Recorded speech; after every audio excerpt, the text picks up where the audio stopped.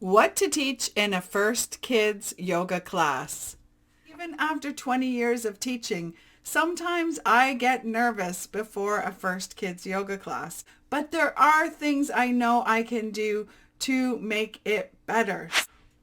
What is the vital info you need to plan your kids yoga class? You're going to get a planning checklist. So you know what to do before the class, what to do the day of the class, and what to do after the class. You're going to know what to bring.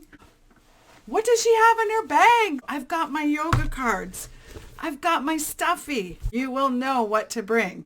Uh-oh, I'm teaching teens. I'm not going to use the stuffy. A question and answer with Aruna. That's me.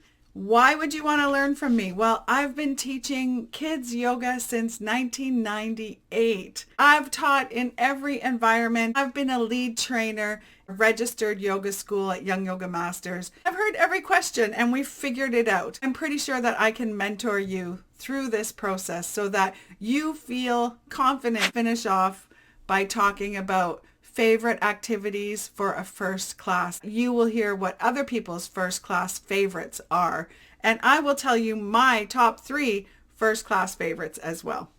I would love to be your mentor.